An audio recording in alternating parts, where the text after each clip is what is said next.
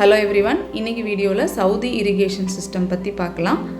இப்போ நான் வந்திருக்கிற ஃபார்ம் வந்து ஜெசான்லேருந்து ஒரு 15 கிலோமீட்டர்ஸ் தள்ளி இருக்குது. இதில் வந்து 4H க்ராப் போட்டிருக்காங்க. 4H க்ராப் அப்படின்னா க்ராப் ஃபார் லைஃப் ஸ்டாக், ஆடு மாடு ஒட்டகம் இதுக்கான க்ராப். அது இதை ஏன் அவங்க தனியாக வளர்த்தணும் அப்படின்னு சொல்லி கேட்கலாம். ஏன்னா இது டெசர்ட்டு, நம்ம ஊர் மாதிரி சாதாரணமாக மேய்ச்சலுக்கெல்லாம் நம்ம ஆடு மாடை விட முடியாது.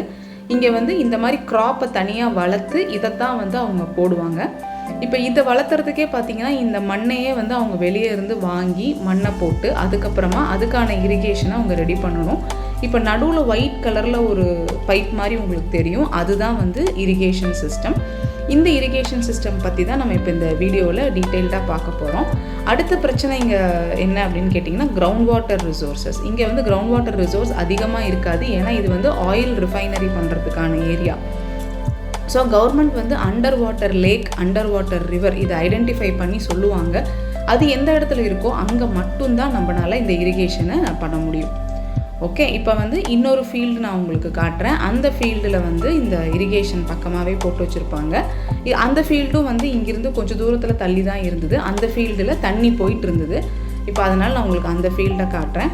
அங்கேயுமே வந்து இந்த க்ராப்பு தான், பட் கொஞ்சம் இந்த க்ராப்பை வந்து அவங்க வேரோடு எடுக்க மாட்டாங்க, கொஞ்சம் கட் பண்ணி தான் எடுப்பாங்க. அதனால் அப்படியே தண்ணி ஊற்ற ஊற்ற உங்களுக்கு அந்த க்ராப் வந்து வளர்ந்துட்டே இருக்கும். இப்போ இந்த ஃபீல்டில் பாருங்கள் தண்ணி போயிட்டுருக்கு. இங்கே வந்து இந்த ஃபீல்டெல்லாம் வந்து ஒரு ஆர்க் ஷேப், அதாவது சர்க்குலர் ஷேப்பில் தான் உங்களுக்கு ஃபார்ம்ஸு ஃபீல்டு எல்லாமே இருக்கும்.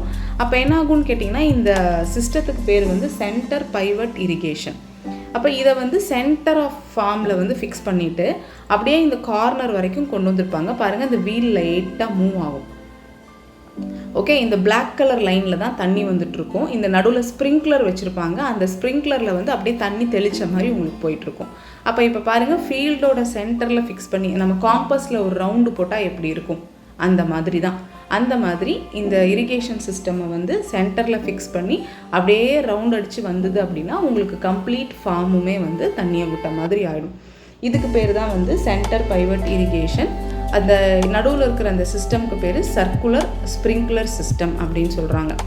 இதனால் ஒரு சொட்டு தண்ணி கூட வேஸ்ட் ஆகாமல் போகும். இப்போ அடுத்தது பாருங்கள், இது வந்து சேட்டிலைட் வியூ ஆஃப் ஃபார்ம்ஸ். இப்போ இந்த ஏரியாவில் இருக்கக்கூடிய ஃபார்ம்ஸை தான் எடுத்திருக்கோம். இந்த மாதிரி ரவுண்ட் ஷேப்பில் தான் இருக்கும். நான் சொன்ன மாதிரி சென்டரில் அந்த பைவட் இரிகேஷனை ஃபிக்ஸ் பண்ணி அந்த ஃபீல்டுடைய கார்னர் வரைக்கும் இங்கே தான் ஃபிக்ஸ் பண்ணியிருப்பாங்க. இங்கே தான் போர் போட்டிருப்பாங்க, அல்லது வெளியே தண்ணி வாங்கி டேங்க்கில் ஃபில் பண்ணியிருப்பாங்க.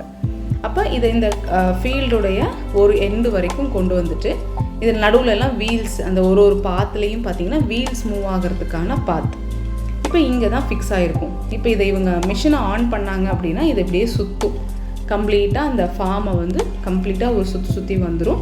அப்போ உங்களுக்கு ஃபுல்லாகவே தண்ணி விட்ட மாதிரி ஆகிடும்.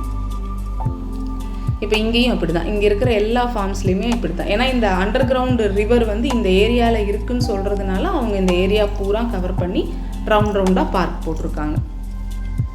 ஓகேவா, இது வந்து ரொம்ப எக்ஸ்பென்சிவ், ரொம்ப ஈஸியாகலாம் போட முடியாது. அவங்க வந்து ஒரு சாதாரண புல் வளர்த்துறதுக்கே அவங்க வந்து இவ்வளோ எக்ஸ்பென்சிவ் போட்டுக்கிறாங்க. புல் மட்டும் இல்லை, மேஜர் க்ராப்ஸ் பார்த்திங்கன்னா வீட், மில்லட், குக்கும்பர், பொட்டேட்டோ, ஆனியன் இதெல்லாம் கூட அவங்க வளர்த்துக்குவாங்க. இது வந்து இன்னொரு ஃபார்மு. இந்த ஃபார்மில் வந்து எல்லாமே கம்ப்ளீட்டாக ஹார்வெஸ்ட் பண்ணது.